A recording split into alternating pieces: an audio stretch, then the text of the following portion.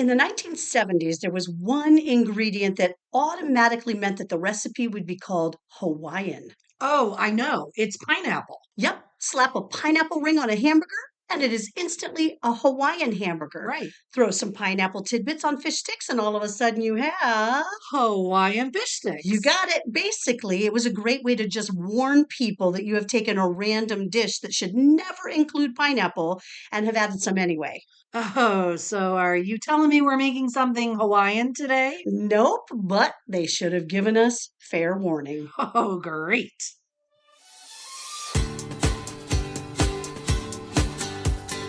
Welcome to Mom's Wooden Spoon, where the recipes are retro and so are your hosts. You can say that again.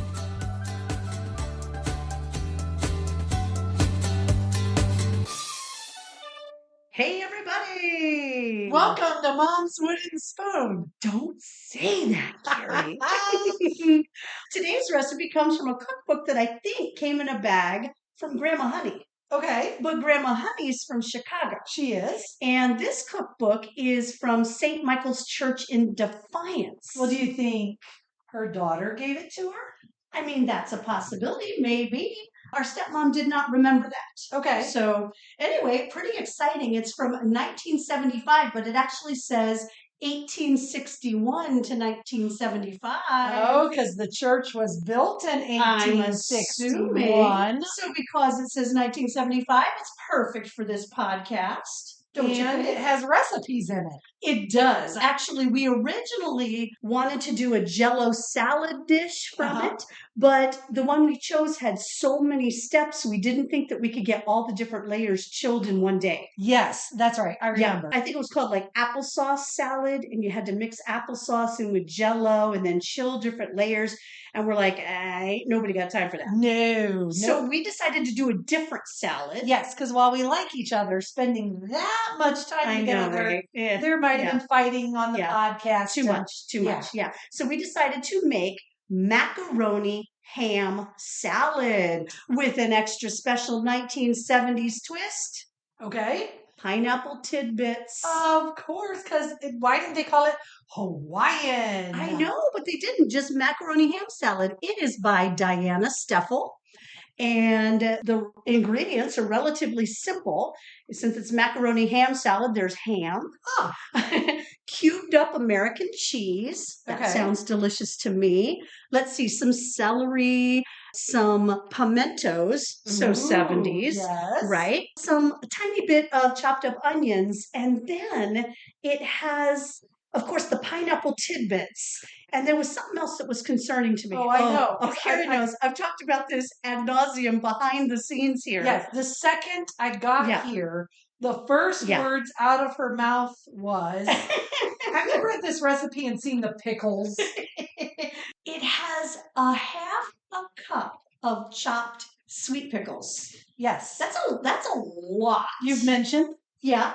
We've discussed. Very concerned. We've discussed, do you do relish versus chopped pickles? But then if we do the relish, a half a cup of relish is a heck of a lot of relish. Kristen has done the math and the volume, she's pretty sure, of a half a cup of pickle relish is far greater than the volume of a half a cup of chopped pickles. That's right. And we were recently in Defiance. And my son wanted to have a party in which all of the treats were from Ohio. So we got Amish sugar cookies. We got Balric potato chips. We got Buckeyes. And he bought Tony Packo's bread and butter pickles. Nice. So what better sweet pickle to add to this than Tony Packo's? Perfect. Our pasta's ready. We know this because she's eating it. They're delicious. And now she's going to pour off all the water. She got large elbow macaroni. Oh, yeah. Okay, so we're going to put that in there and let that chill a little bit. And I made a little extra in case there's too much pickles. She's real concerned about the pickles. I will say this has been a progression. Yeah. At first, she's like, you know what? I think maybe we'll just make it as it calls for, except for the pineapple. Right. We'll just add that in the end. And I'm like, no, we make what's written. And then I get here today. Well, these pickles. I don't think we should add as many pickles as it's calling for. And Carrie's like, no, we make it as is. Yes. Well then, Carrie, there is one little optional part of this I recipe, saw that. and I think it might actually make it better. So I think we try option A and Okay. don't have it, All right. and then option B and do have it. Well, why don't you tell everybody what it is? Curry. It is curry powder. Yeah. I think that might actually be good with the fruitiness. I don't know. It sounds horrible to me. But I make a curry chicken salad that is not just you. delicious. And it has almonds and grapes. It does. I don't always put the almonds, but yeah, grapes for sure. It has Yummy. almonds if you make it good. Oh, Yeah. apparently I don't. Right, which is par for the course. Okay, well, I'm going to go ahead and start chopping the celery while Carrie just talks. Yes, my favorite part. No, but I have something I wanted to say first. No. Yeah, and I'm going to chop and talk because I am capable of that. Wow. Ready? And so, Carrie, what I wanted to tell you was I'm going to chop a lot and say one word. And what was really fun is I looked through this cookbook from St. Michael's Church, and it had a bunch of advertisements from 1970s Defiance, Ohio. Oh, how awesome. It was so fun. The first one was for something that is very familiar to you and is still there, Ken's Furniture. Oh my goodness, yes. Yes, they've moved locations apparently. Oh, yeah. Really? I don't ever remember them being anywhere other than their current location. Yep. Nope, they have moved since the 70s. There was another one, Frisch's Big Boy. Yes. You were with me over Christmas when I forced my boy child at 22 years old, to stand in front of the big boy and have his picture taken. Yeah, he's now taller than the super giant big Way boy. taller than the super giant big boy. But every year we would take his picture at Christmas, standing in front of the big boy statue out there at Frisch's. And so I was like, come on, we haven't done this in years. And he was a good sport and he let me. He was. And then he almost got caught. Yeah, we almost got caught by some people. Humiliation flared. Yeah, he got a little red cheeked. He did. It could have been the -5-degree wind chill factor. Well, that's true. It was pretty daggone chilly this Christmas at Defiance, Ohio. Yes.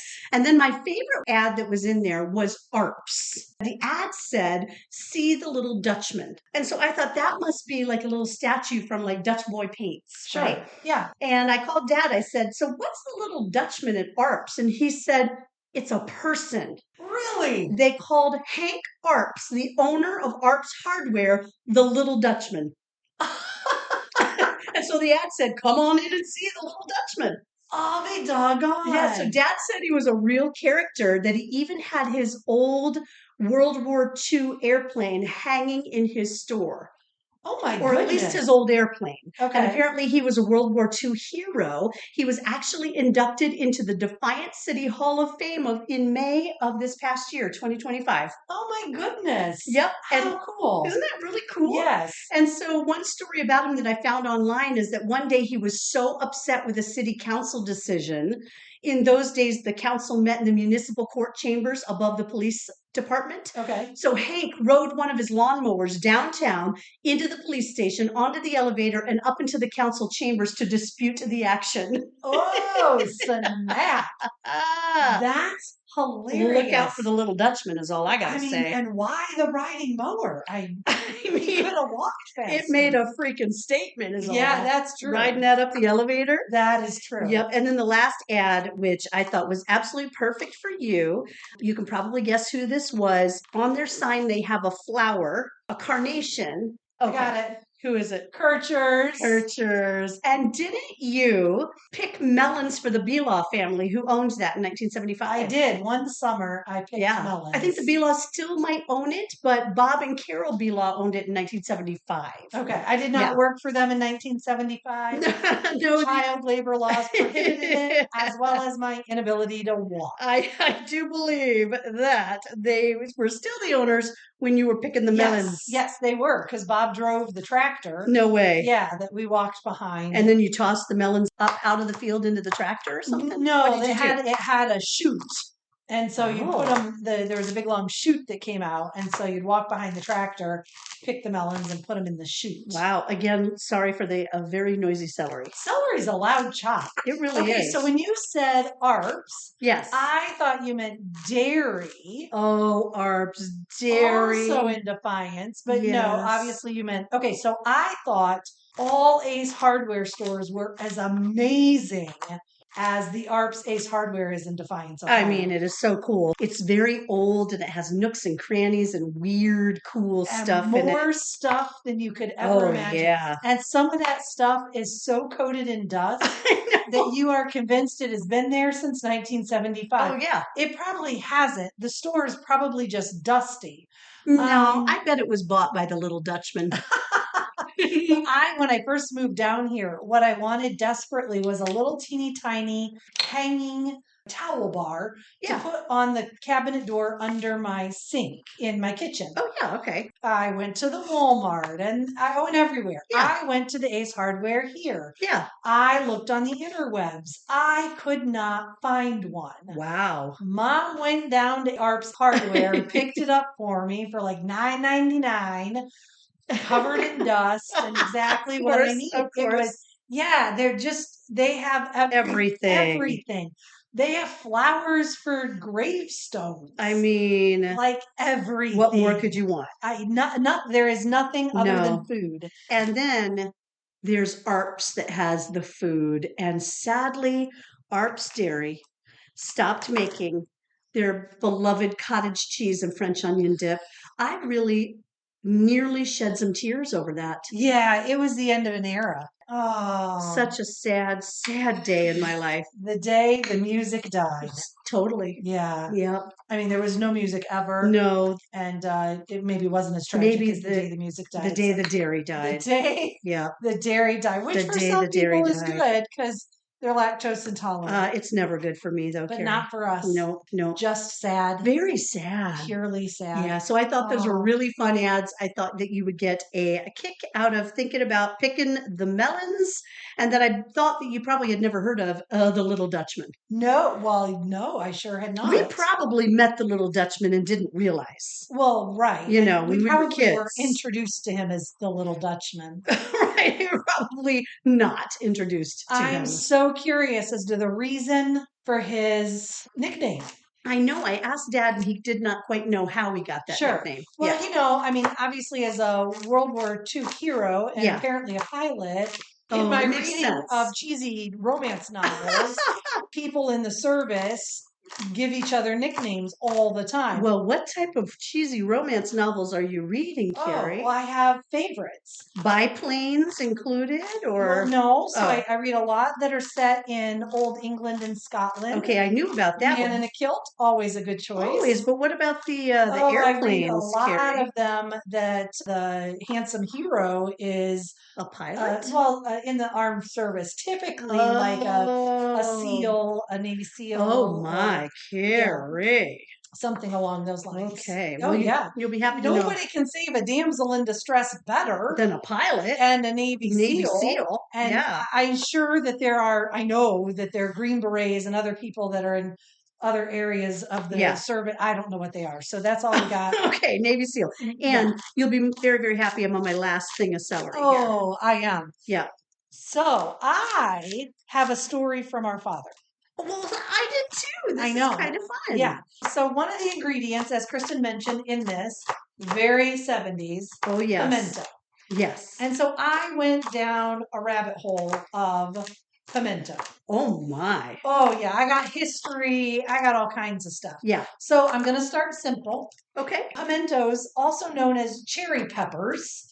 Oh. They are, in fact, a pepper all of itself. They are not bell peppers. Okay. They are just a pepper. They are typically sweet, not spicy, though there are some in their family that can give you a little kick. Oh, really? Yep.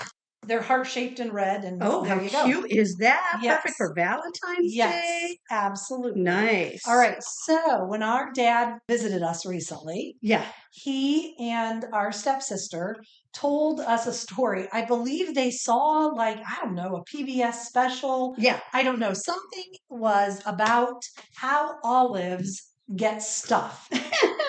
And as we all know, olives are often stuffed with pimentos. Yes. And the two of them told the story of how olives were stuffed, and it was hilarious. It was a great story. And so I actually found a little video online.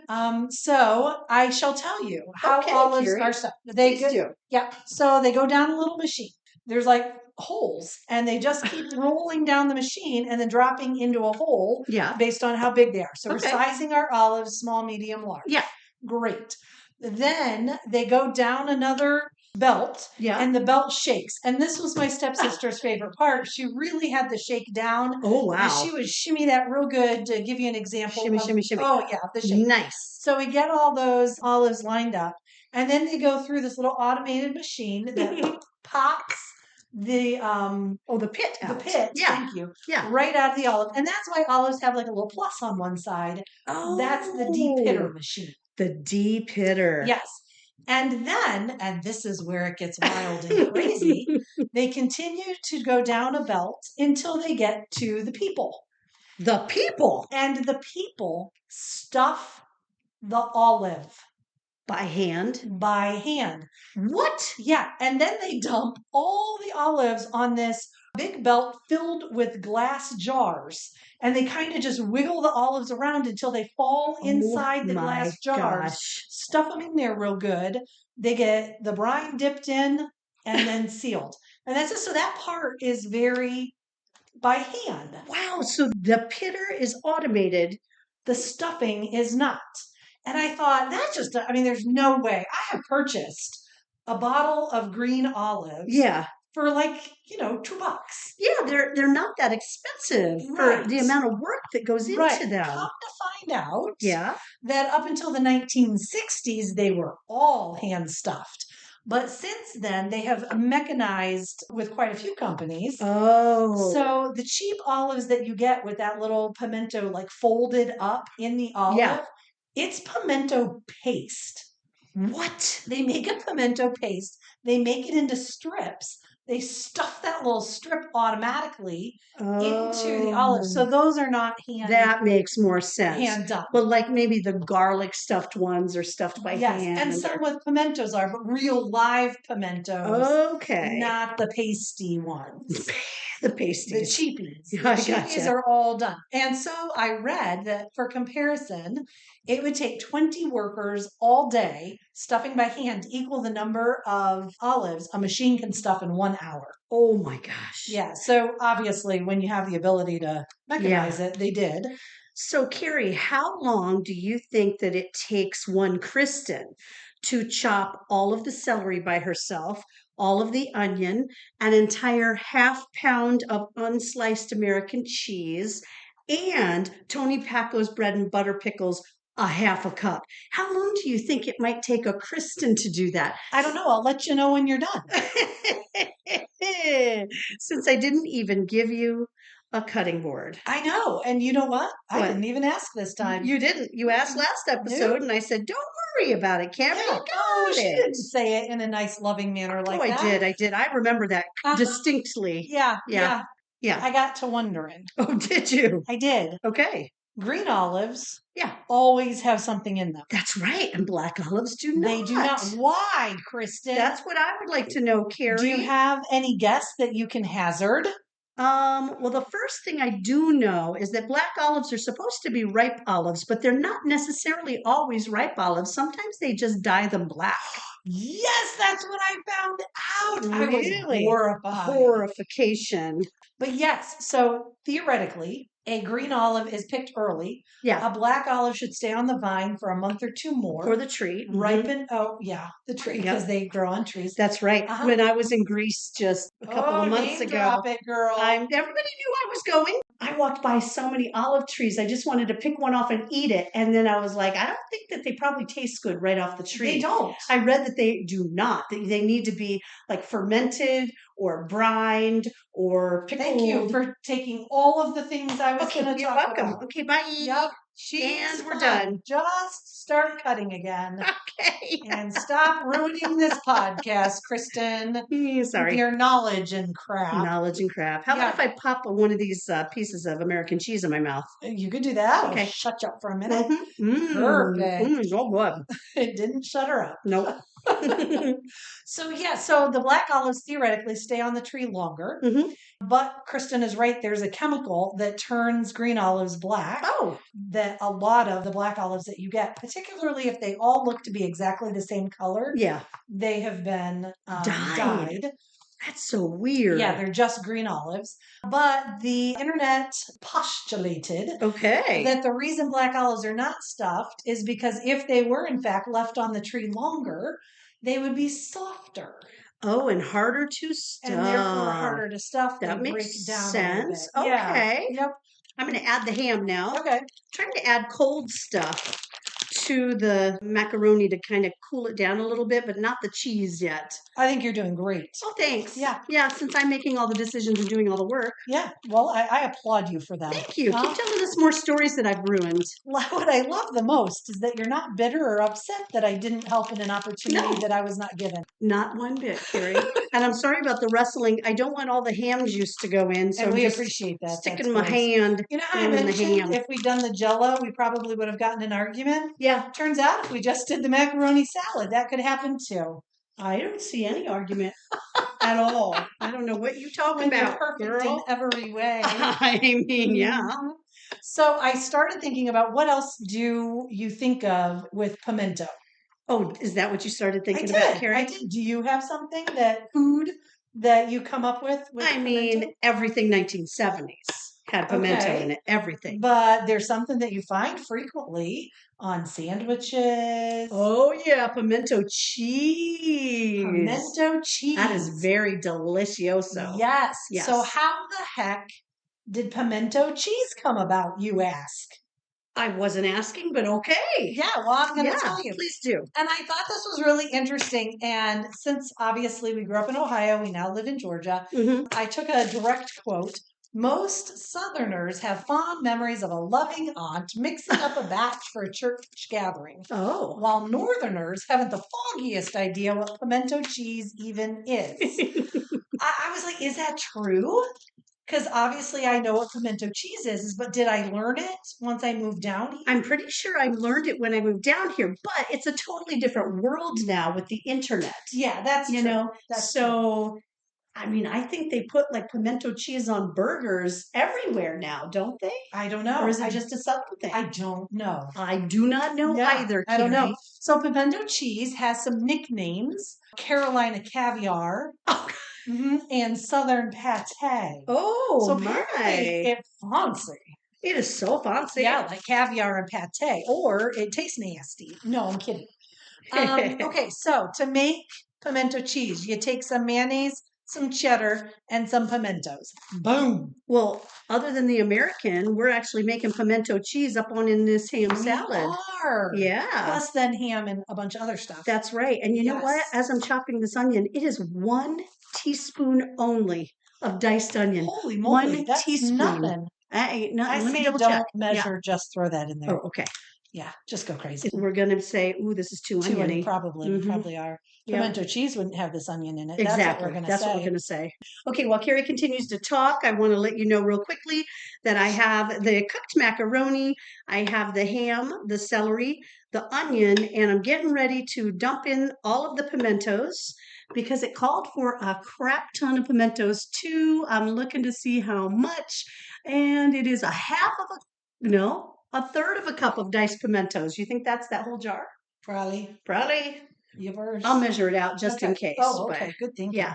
So let me open this. We don't want it to taste too much like pimento. Nope. I cannot get the jar open. Can you? I don't know. I always slap the bottom of it. I banged it on the counter. I heard. No. Ruh-roh. Oh, cannot. Ruh-roh. Can you get hot water? How many Mom's Wooden Spoon podcasters does it take to open a jar of pimentos? And I'm draining off the liquid. It doesn't say to, but ew. Yeah, nobody wants that. Okay. Okay. All right. So Here we have the history of pimento cheese. Let's hear it, Carrie. In the 1800s, late 1800s, Yeah. cream cheese was a big thing in the Oh, North. okay. And in New York, shipping had become a really big thing. And so Yeah. they were getting goods from lots of places around the world, including pimentos from Spain. Okay. Yeah. So in New York, somebody combined cream cheese and pimentos. That was the first pimento cheese. Ooh, okay. Yeah. And it continued to be seen in northern restaurants as, an offering for quite a while. And so then, really, it was a northern thing first? yes. Wow. And then there was a farmer in Georgia who found that pimentos are very expensive because the only way you could get them was from Spain. Spain, right. And so he started growing them. Oh. And then as they started growing here in the US, instead of being spelled pimiento, That's they right. dropped the second I and started calling them pimentos. I wondered why they had two different spellings. I thought that was really kind of interesting. I thought maybe it was like a 1970s thing because in the 70s, a lot of these recipes that called for pimentos were spelled pimientos. Yeah, so I don't know if the 70s were just being snobbish because they could get them. I don't know. Maybe people don't still sell them, grow them. Let me try all of the Sell them, grow them, make them, cook them, bake them. Let me try all the verbs we have in one sentence. Oh my gosh. So anyway, so now we have this southern farmer growing pimentos. Yeah. And so Southern Home Cooks got a hold of this recipe. Whoa. And jazzed it up. They're like, we need something with a little more flavor than of course cream cheese. Let's add in some shredded cheddar. Yum. And yes, and the deliciousness that is pimento cheese was born. Well, Carrie, I have some really interesting things that I wanted to tell you about the history of macaroni salad and the history of macaroni itself. Well, I have something interesting about the history of just pasta in general. Wow. So, listeners, which would you prefer to hear? Carrie. Go ahead and call in and let us know. Call in. Carrie. I think they said, almost said mom. I think they said mom. You didn't say Kristen. Oh, dang it. All right. I'm going first anyway. I want you to take a guess. Can I cut some pickles while you tell your little story? Sure. I want you to take a guess at who you think was credited with bringing a macaroni to America. Think founding fathers. I am going to say Ben Franklin. Good guess.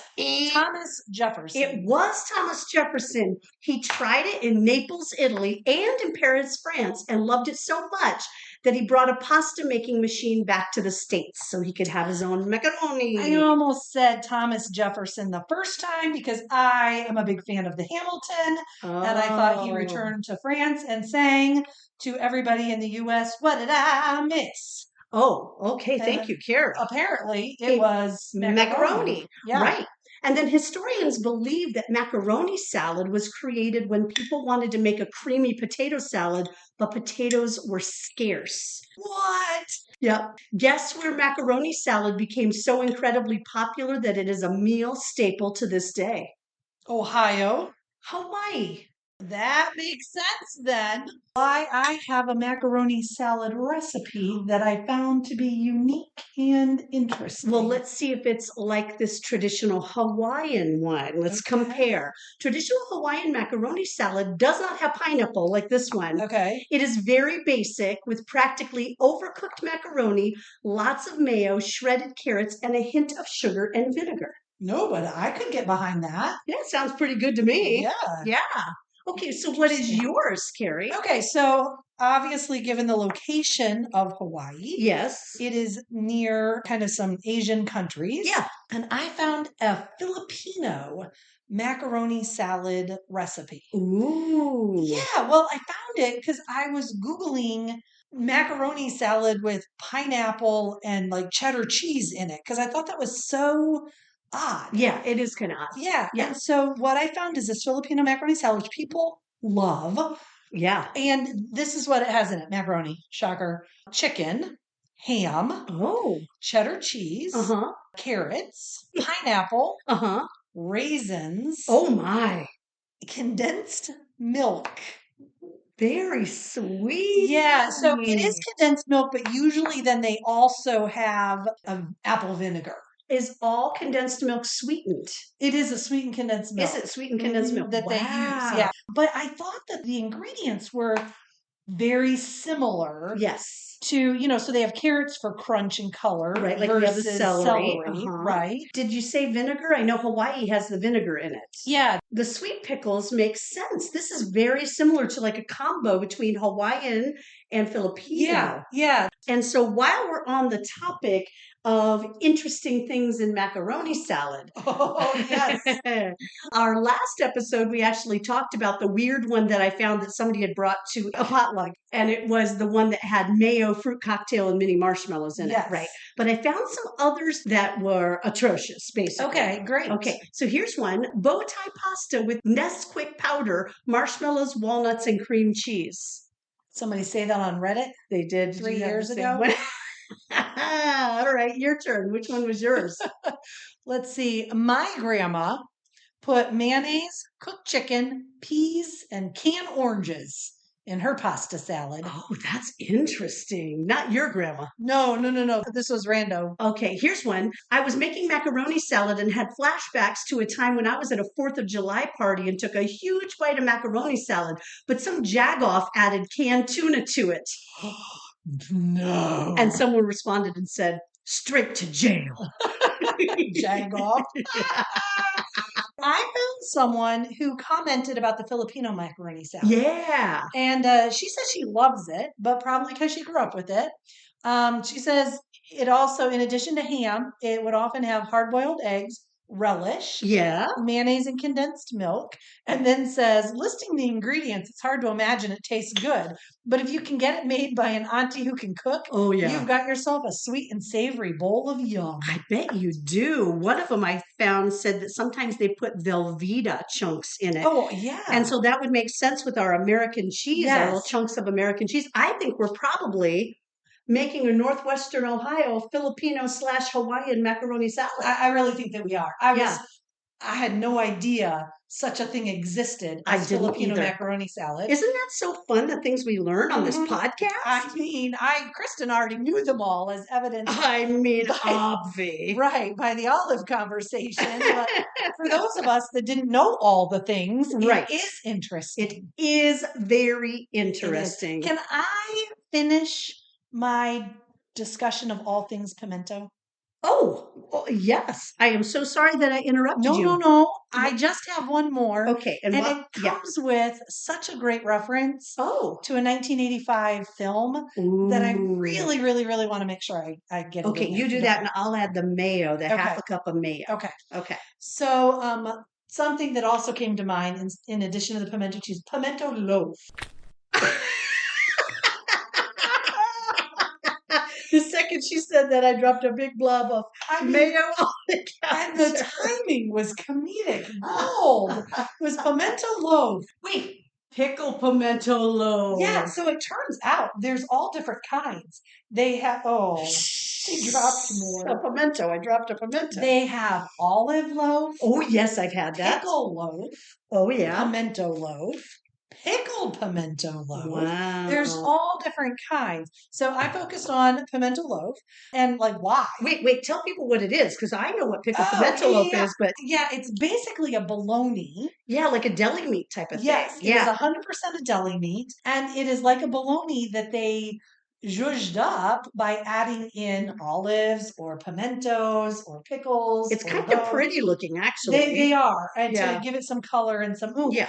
So the reason they did this, because my thought was, why? Yeah. The reason they did this is because sandwiches was one of the most common lunches post World War II. Oh. And so they started marketing olive loaf and pickle loaf and all these things to middle and working class families as an affordable lunchbox option. That makes sense. Yes. So one of the things in the 70s that they rolled out, Oscar Mayer, had luxury loaf. What? Luxury loaf. They had a whole line oh my goodness. of luxury loaves. Now, they did have one specifically called luxury loaf. It was called luxury loaf? Yes. And then they had this family pack where there's a piece of luxury loaf, which is just different colors of meat all combined, marbled into one. Wow, marbled. It had the pickled pimento loaf in one. I don't know what the other two, but Kristen, as soon as I saw the picture, yes, our dad bought that and ate that. You remember luxury loaf? Totally remember the multi-pack with the 4 different. Oh my I remember goodness. the luxury loaf. Okay, so now let's come to my 1985 film. Okay. If you remember the movie The Breakfast Club. Yeah. Okay, Ali Sheedy's character, Allison Reynolds. Yes. When they're in detention, they have to eat lunch. Yes. And everybody remembers that she has bread. She puts Captain Crunch and Pixie Sticks and crunches it all together. What I didn't recall was before that, she opened her sandwich, took out the pimento loaf, flung it, and it stuck to the pillar in the library. I forgot all about that. That is hilarious. Yes. So if you want to see pickled pimento loaf in action, just watch. Oh my gosh, that is so perfect because that kind of goes over into something I wanted to talk about, Carrie. And that's really what matters the most. It is. I was thinking about some things in the 80s and 70s that I remembered that we haven't talked about on the podcast. And one of them was the smiley face alarm clock that I had when I was a little girl. Do you remember that? It was one of those old alarm clocks that had the bells on the top with the clapper that going back and forth. Yeah. And it had a smiley face on it. And it also said, "Have a nice day." Because who would have a nice day after that thing went off? I mean, so scary. It would scare the heck out of you. I ended up having to get rid of it, and I'm sad I did because I would love to have it now. But too scary to wake you up in the morning. It's so loud. So loud. So that's probably why I don't have it anymore. Yeah. But it got me thinking that there were a lot of toys that were either scary or hurt you in the 1970s. Okay. I was thinking about just something as simple as the slip and slide. I was always afraid to do the slip and slide. That's a combo of both. I mean, I was always too scared because there was always stuff under the slip and slide that you'd get rolling down it on your belly and your belly would hit a rock or a knob or a tree root and you get all bruised up. It hurt. It did hurt. Just the flopping on your belly to go sliding hurt. I was a wuss. It did. And sometimes if you hadn't gotten it wet enough, you'd come to a screeching halt, skin on rubber. That caused some get like a rug burn. Yeah. And then, speaking of water toys, they had this toy. I think we had it called the Whammo Water Wiggle. Oh yeah. Do you remember that? Things hurt. If you got slapped by one of those hoses going on, it hurt. You'd run inside and you'd have all the cut grass stuck to your legs and a welt. And you'd be, "Mom, I got hurt." You'd be, "Get outside. You have grass all over your legs and feet." And you're having fun, stupid. Yeah. Traumatic childhood memories. Yes. Yep. Those are bad. To jump really high on those. Yeah, you did. You inevitably got hit by one of those. Oh, yes. And then there were just the panic-inducing games like Operation. Oh, my gosh. And Perfection. Yes. Oh, I hated that. I wouldn't play it. To this day, I won't play it. Too scary. I'm the jumpiest human being you have ever met. And I do not need any game that is going to pop at me unexpectedly. You know, I wonder if it all started with Jack in the Boxes because those were scary as F. I mean, there are definitely kids that you put that in their crib and they cry. Yes. They're like, let's not put the creepy clown that's going to jump out at me randomly, unexpected, and call it fun. Thank you. Did not like those. Nope. Scary toys. Absolutely not. That's scary toys. Hilarious. Yep. Mm-hmm. Okay, so shall we taste it as is and then add the curry powder? Yeah. It's looking beautiful. It does not look like there's too much of the pickles at all. It made a boatload. Yeah, it did. Of potato salad. So if this tastes macaroni salad. Oh, yeah. Unless, if we're low on potatoes, if potatoes were scarce, we could totally make this. You know what else we could do? What? Throw in some tuna. Ooh. Straight to jail. Yes. Do we have to share the same bowl? No, I was going to get you one. It really is beautiful. Like, I could see taking this to a picnic or Kristen is surprised. The right amount of pickles. That's fantastic. I want to see if I can ask her some more questions that she can't answer because her mouth is chock full of food. I took such a big bite because I wanted some cheese and some ham and some pineapple and everything. It's really good. Mm-hmm. I'll be darned. I was really worried about the pineapple, but it is not overly sweet. Oh, wow. I enjoy the heck out of this. It's crunchy. It's savory. There's just a tiny bit of the sweet from the sweet pickle. I'm so glad we cut up those Tony Paco pickles. That's very good. And the little tang from the pineapple juice. Yeah. That's a meal, really. It's very hearty with the ham and the cheese. And as we chill it, I think it's going to get even It is yummier. kind of gross, slightly warm. It is slightly warm, but now the question is, do we add the optional curry powder? Okay, so this is what I suggest. Okay. Let's take a small serving out into a little bowl and put a small amount in there because I didn't hate that the way it was. I loved it the way it was, but I'd love to try the curry because I like curry chicken salad. I do too, but I don't my doubts. I don't know that I want any changes because it was so delicious. It was shockingly tasty. It says 1 teaspoon of curry powder, so I'm thinking like a little dashy dash. Yeah. That look good? And then mix it up? Yeah.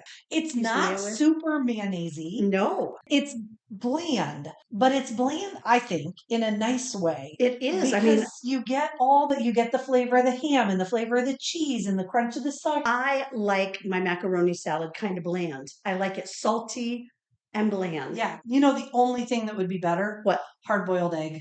Oh, I was thinking the same thing. That would make it better. So I've mixed some curry in. Let's give this a taste.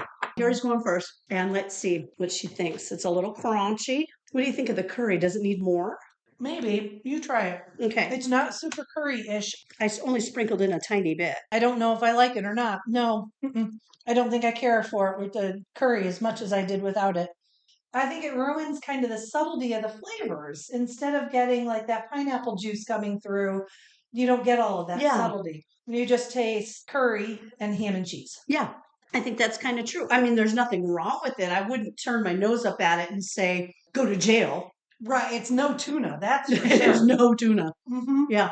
Should we add more mayo to it? It is kind of dry. It is. I think it could do with just a little more mayo. And that could be my fault because I did a lot of macaroni.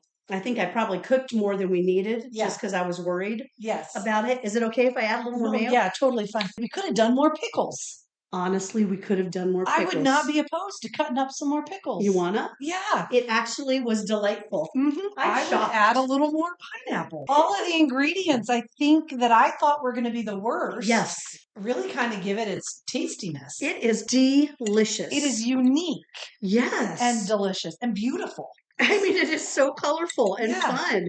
I can't believe we are adding more pickles. I mean, people, I did not want to overstate the amount of pickle conversation that we have had today. Overstate pickle. But it was a lot. Like, I am still walking in the door. My arms are laden with groceries. And Kristen has this look of horror on her face and is prepared to discuss pickles. Yep. And then continued to bring it up repeatedly throughout the day. I did. I'll be honest. I did. She did. And now we're adding more pickles, Kristen. That's shocker. You know, as we were talking about all those funny old toys, a woman on TikTok was saying that she was really flattered when somebody thought she was really young, but that actually she was a Cabbage Patch Kid Rainbow Bright Etch-a-Sketch old. And I was wondering, what would we say? I might be like a Pet Rock cereal box toy wind up alarm clock old.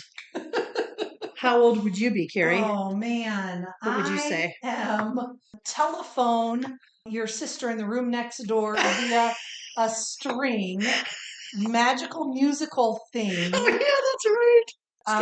Strawberry Shortcake album with a picture on it. Oh, yeah, baby. Yes. Oh, that's so much better. The pickle and the pineapple give you kind of this tang that I bet is exactly what you get in that Filipino macaroni salad. You are right. I want to try that now, too. Me too. That sounds so good. Now that we've tried it, we know it is delicious. Yes. Wow. Let me see. Diana Steffel. Thank you, Diana. Wow. That was a good one. This is a delicious one. All right, on that note, that's it for this episode. So we can hit stop on the recording and I can eat the rest of this bowl of macaroni salad. She's not kidding. She's like, see you guys. I'm out. I'm out of here. Thank you for joining us. We got to go. Be sure to mark your calendars for our next episode on April 6th because we're going to be making a delicious regional specialty from St. Louis. Oh, yeah. I don't think you guys are going to want to miss this one. It's going to be good. Is it going to be better than macaroni salad? I don't know about that. I can't imagine. Neither can I. We'll see. Thanks for listening to Mom's Wooden Spoon. If you like what you heard, don't forget to subscribe. If you want a copy of this recipe or to see the pictures and other items from this episode, go to our website, momswoodenspoon.com. If you'd rather, check us out on Facebook or Instagram. Pick your poison. Don't say poison. We're making food. Oh, I need the can opener for this pineapple. I have a pen. I have pineapple. Oh, pineapple pen. Pen, pineapple, apple pen.